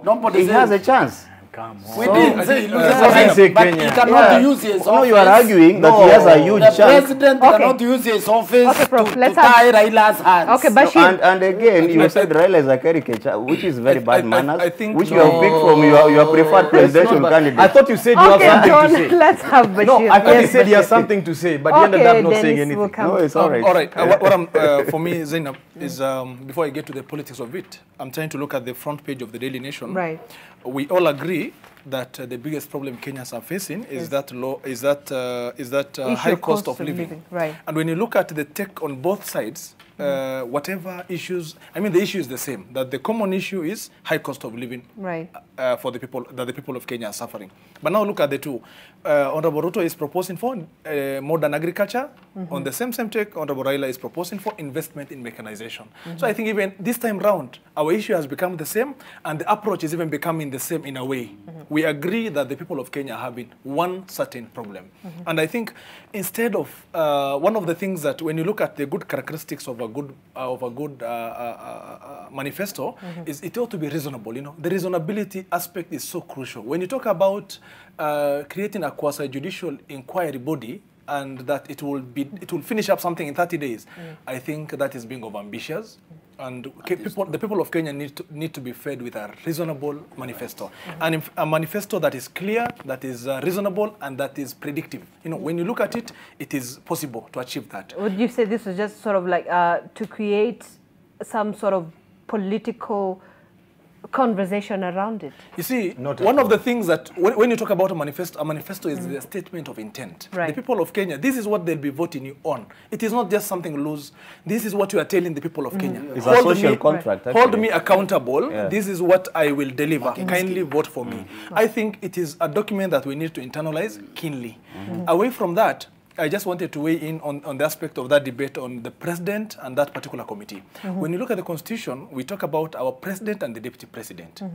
When you look at that institution of presidency, that is what the people of Kenya will hold. Those are the people who will be accountable to the people of Kenya. Whether or not there is a certain committee that will be chaired by an ex-president or not is not important. For now, the people of Kenya, and that particular, it is more interesting that that committee has been disclosed to the people. The people of Kenya have been told through the media that there is this kind of committee that will be chaired by so-and-so. They know who they will be voting. And when they vote, we know the institution of presidency is the one that shall be accountable to the people of Kenya. Right. And again, the horrible thing. Thirdly, when you look at the question of governance, which again Azimio has, Kenya Kwanza has tried to throw in between the two, between the leader of Kenya Kwanza and Azimio. Let's be honest. I think when we talk about good institutions and reforms, the biggest credit goes to the former Prime Minister, and that is, I think, the person who would emerge as the champion of institutional reforms, good governance. Your sentiments all through have been supporting Azimio. So you're not balanced, you're Azimio person. But let me tell you something. No, there's something I want to say. The professor spoke before you spoke. Yes, Les Dennis, yes. Technically, you talked about internalizing manifestos. Correct. But you have internalized the Azimio manifestos much more than you have looked at this. First of all, in agriculture, I think he's had a fair set. No, there's no fairness. He is Azimio as it comes. Anyway. There's the fairness is that we spend 60 billion shillings importing cooking oil. Rice, edible oils, and wheat are the three top foods that we import. And because UDA manifesto. Yes, I am reading it, and because the truth is, high cost of living is also based on the aspect that foreign exchange and importing, it's too expensive.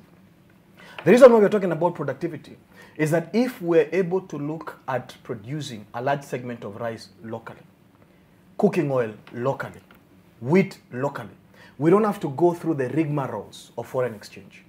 Therefore, immediately and instantly, food prices go low. You're looking at almost about 65% of us importing oil. Today, go to shelves and see what is produced locally. Companies that produce oil in Kenya have delocalized. They have gone to other areas. Why? Because cost of production is extremely high. You know, so you can't tell me that you'll match. This one is not in Azimio. They are not. They are not alive to the risk of importing. But now let me say that he has consistently disqualified the aspect of state capture. And that's the reason why I technically know where your heart is. I remember. The truth is, And we were talking with Professor prior to us coming here. We said there's nothing as bad as a civil disorder when it's about the cost of living. Because enforcement is impossible. And I think this the sincerity of state capture is that the difference between the Azimio and the Kenya Kwanza Manifesto is that the Kenya Kwanza Manifesto is a product of the people. What you're seeing, the public inquiry, is not a thinking of William Ruto. They went to 47 counties, covenanted with the 47 counties, with professionals, with farmers, with the youth, with the women, with every other sector that you can think. The thing that came loudly were Kenyans asking for justice. They know that the current government is misappropriating money. They have repurposed government and financing to their own personal needs, and they say of the 3 trillion budget, of the incomes that we even get in counties, we want to know the truth because it has been opaque. Look at the port sale. Until Kenya Kwanza spoke, at the end of the day, it was a secret document. Is when you Yatani came to defend. There is nothing wrong. There's nothing wrong. There's nothing evil with Kenyans saying, look, please, we want to have a commission. We really want to know the truth, what has happened in this country. And let me tell you something, whether Azimio debate it or not, whether the president insults Ruto whatever way, if the truth is not spoken to Kenyans, Dennis will never finish. In 6 months, there will be a lot of trouble in this country. So now, again, to burst your bubble, again, sorry about that, we have a history of commissions in this country. We have had like a lot of commissions. Then what is the outcome? And I'll tell you the truth. No, let me, it's my turn. Okay, it's okay. Let him finish. And you have spoken about state capture so eloquently. Thank you for that. But according to me, this is my personal opinion, and it's not an Azumio opinion, it is deception which is a big problem of our politicians. I remember way back, even when I never imagined I could be a politician, in 2007, Uhuru Park, Ruto stood there when they were the Pentagon, nicely dressed, articulated a very clean manifesto on agriculture. When they lost the election, it was contested and they had a Nusumkate government. Ruto landed the agriculture docket. Then what has he done? It is the same promises, regurgitation of the same promises without action. Yes, that is the point. But I thought you said you wouldn't say something as when you look at the manifesto, there is one ingredient missing on both sides. Yes. And I think this should be really important for the Kenyans. According to the Auditor General, the government used 13.5 billion on travel only. So the wastage in government is not being captured by any side. It has. This wastage is so glaring that it's impossible to understand the kind of people we actually put in power. A minister in this government will take an helicopter to Naivasha or Nakuru, and the vehicle, two vehicles. Even when they in Nairobi, they have 2 vehicles, they will follow on the ground to go and pick the fellow there. Now, if you are that unfit that you can't actually drive in your car to a meeting in Nakuru or Mombasa, that you must use an helicopter, then you should not be holding that job. Because I believe fitness, bonded fitness, should be one of the qualifications for you to hold the jobs. But when do the politicians do that? We have established a slave clientele here. Okay, the Kenyans are basically the leaders we elect are slave owners. They have no pain for the people of Kenya. They don't feel pain about the people you lead. Because for you to lead appropriately, you must use public money like personal money. So you need to feel the pain. So you find that even in Nairobi, in the city, an officer, senior officers of the government, they still have 2 vehicles, and these are not small vehicles. You fly to Mombasa, the vehicle will go on the ground to pick you in Mombasa. So this is what a caring government would do. You would fly to Mombasa, you wouldn't get the government facilities, resources in Mombasa to assist you to deliver the service when you're in Mombasa. Nobody here is talking about the wasteful government spending. Okay. No, Yes, but yes, you know, yes. they said something extremely critical. And Professor, I really want you to speak to that because that is very important. Well, he has Dennis, talked about he has talked about just to- fitness. just to 30 give seconds. fairness, just to give, okay, 30 seconds. He has talked about fitness. If really we would really perpetuate this conversation, and you look at the fact that the entire executive organization of Azimio is, you know, people of fairly much elderly stature. Don't you think that medical expenses and many other things will be increased at the executive if Azimio takes the presidency? That's 30 seconds. I think on the question, to answer that question. On the question of wastage, I think the best way to counter it is, you know, the Auditor General has time and again gave us very good reports of the kind of wastages we have suffered as a country. But the issue is, we ask ourselves, why is something not being done about this? Let me tell you, the people who are supposed to have done something about this is Parliament. Parliament, these reports are ordinarily submitted to the House.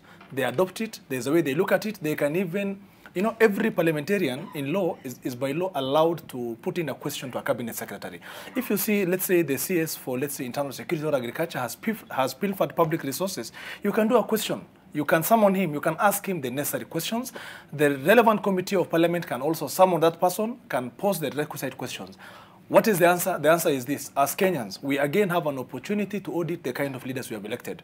This time round, let us go beyond the lens of Azimio and Kenya Kwanza. Let us convince ourselves and know that the people who will be in that 13th parliament are the people who will be the ones to act on these good reports that are presented by the office of the Auditor General. This is the same parliament that can call the DPP and ask him why he's not acting. It can call the IG, it can call the DCI, it can do so many things. But the problem is, you know, I normally give an example. There is a conference that we have had around Mathare. There was a social justice program. Then Honorable CI Senator James Orengo, a senior lawyer, was like, something cannot be done about this. I think the state capture thing is making sense in a way. It's because the parliamentarians believe that something cannot be done, but that's not the case. It is about the quality of leaders we are putting in that house. That's a very, very powerful house. It can do so many things for us on the aspect of oversight, on the aspect of accountability. We have an opportunity. This time round, do you think the 11th and 12th parliament has failed Kenyans? Yes. Do you think both actually successively, even if I take you back, this is history. The current of the parliament more. This parliament has failed Kenyans. Yes, and it's not just parliament, but even let us cascade having good leaders even in the county assemblies. Right. The question of oversight, the question of pilferage of public resources has even been devolved to the county levels. How do you overcome all this? Elect good leaders at the county assemblies and also elect good leaders at parliament. So I think I'll give each one of you at least just a few seconds to also make your closing remarks, because I know time is not on our side. Should I do this? Let me begin with, because you were the last person to speak, Prof. So Dennis, John. Let me refer Professor to page 61 of Kenya Kwanza manifesto that talks about wastage. I will give you a copy because I know you haven't read. It talks about the wastage aspect. And how does it talk about wastage aspect? Strengthening institutions, giving them independence at the end of the day, even in terms of the budgetary aspect. Strengthening leadership accountability and depersonalizing our politics, you know, at the end of the day. It speaks very strong things, page 62, very strong things on public service, and that addresses the wastage aspect. However, it is important and imperative for us to address the problem. Transparency International has done a report and has pointed to the fact that our anger against corruption, the law reforms against corruption, are impotent anger that haven't produced much. And they pointed to the problem being state capture. And they said, for as long as the sitting government does not address state capture, the truth of the fact is that the business elites, who are the political elites, there's no dichotomy, will forever sink this country and repurpose state and resources for their own functions. So the hearing, my brother, will come. All right. The hearing will come. John, your 30 days. Oh, okay. In 30 days, the hearing will come. I would like to use my 30 seconds to appeal to the public. Right. And I agree with Suleiman. Yeah, if we were allowed to clap for somebody in the studio, this is the chance that we have to clap for Suleiman for appealing that we elect ask for your votes. That we elect people. Dennis, I'm running the show. That we elect people based on how they have performed. I'm on record in other shows, in other fora, saying that the parliaments have failed. Like, I've given them an E. the current one and the previous one. In fact, I'm telling voters to reject all of them, 100%, and elect new people like myself, John Ochoti, to represent Nairobi in the Senate. All right. And then we change laws, we fix this country once and for good. All right. Yeah. Thanks, John. And Dhumbi has no vote in Nairobi, so you I can. vote in Nairobi. Oh, you don't have I vote in Nairobi, Langata. And I will ask for his vote. So you have a Langata as we walk Yes. out. All right. I'm a Nairobi voter. I vote in the And it's my voter. politics. All right, Prof. You have the last word For today. Kenya Kwanza. Prof, you have the last word. And Zainab, give me 30 seconds. I have some wisdom to share. Okay, let's ask Prof 30 seconds. I'm not going to give you 30 seconds. I'm going to give you 5 seconds. That's okay. I think our weakness that we need to try and sort right now is in getting a patriotic chief executive officer. Okay. Somebody who answers to the dictate of Article 10 of our Constitution, answer to patriotism and nationalism. We need to analyze the candidates and then see who face that bill, because those are the people who protect us. They are the people who are likely to protect us from state capture. History, people have discounted the value of history. History is very important. What people have contributed into democratic space, those people willing to sacrifice personal gain, like Mother Karua did in resigning when she felt things are not going well. That should be a credit that as a voter, we need to give to these leaders. All right, thank you, Prof. Two words. As all Kenyans, I think it's very important that we all get to read the manifestos shared by all the 4 presidential candidates.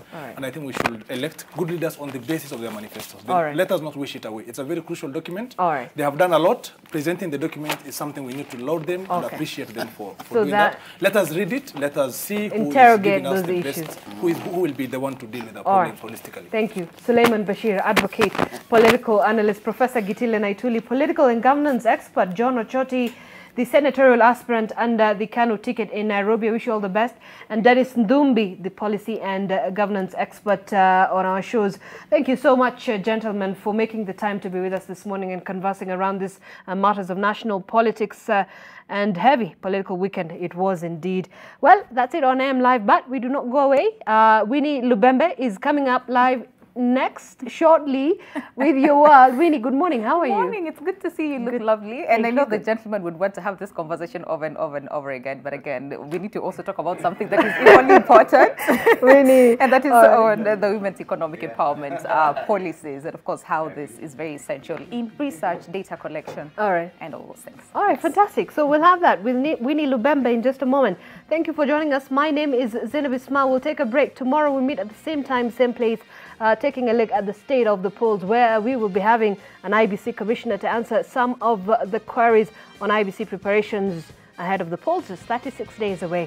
My name is Zainab Ismail. Once again, the hashtag is AMLiveNTV. Good morning. Stay with us.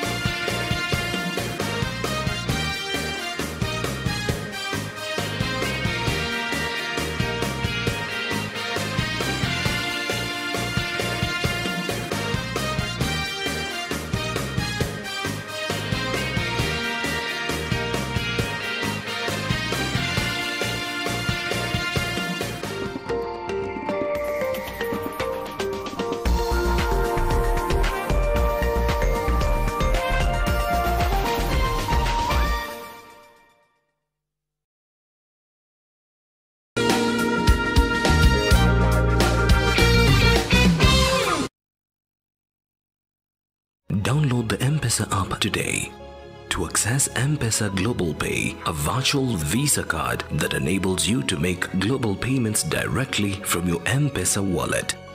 The world is yours.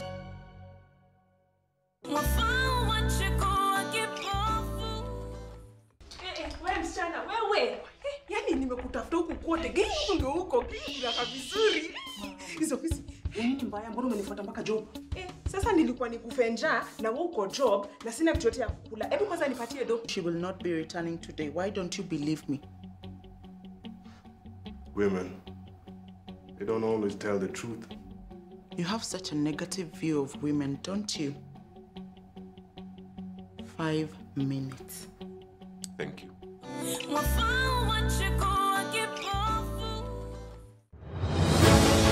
Our slogan is Kenya Kwanza. It is Kenya first,